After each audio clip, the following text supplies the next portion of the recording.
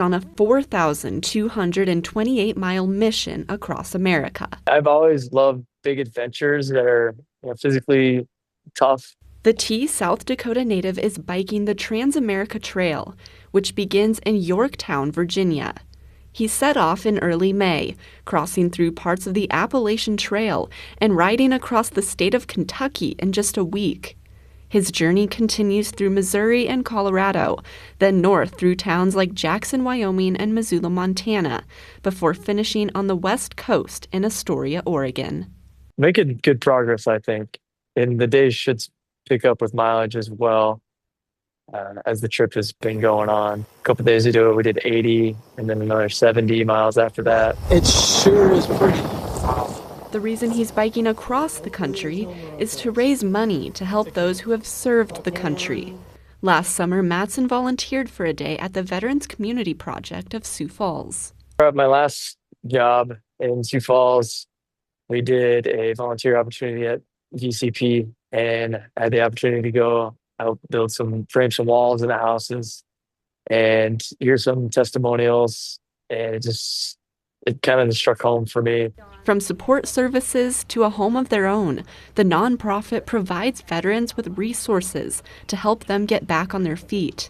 To Mattson, this was eye-opening. Just hearing those stories really solidifies how awesome that organization is and why I want to help raise money for it. So, as any other aspiring Transamerica trail rider would do, he told the staff in Sioux Falls his plan and began preparing for his ride across the country. He had expressed sort of a bucket list thing to bike across the country, and what he told Kaylin, who he's been working with, is he wanted to do this for somebody else so he wouldn't quit. He was motivated by helping someone else. With no government funding, the Veterans Community Project relies on donations and volunteers. Right now, the organization is adding another row of homes to the Sioux Falls Village to help more veterans get a fresh start. Paying the light bill, helping finish out building the village, all that money goes to helping house homeless veterans. Helping others is a big part of Mattson's goal, but it's also about pushing himself. A couple of years ago, I was involved in a drunk driving accident. We were hit head on the highway, and thankfully myself and my passengers were okay, but my ankle was put into a pylon fracture and shattered, and I spent a good year and a half or 2 years in and out of surgeries and recovery.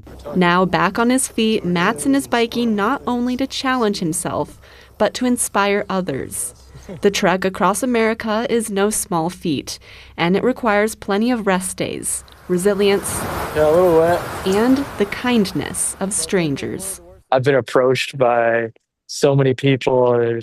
Are you biking across? Are you doing the Transamerica Trail? Yes, and they try and buy you dinner. Or I had a lady come up to me at the gas station as I was riding my bike, eating a snack, and she just said, "Do you have a place to stay tonight?" She's like, "I'm always looking for cyclists, and we love hosting you guys. It's so much fun."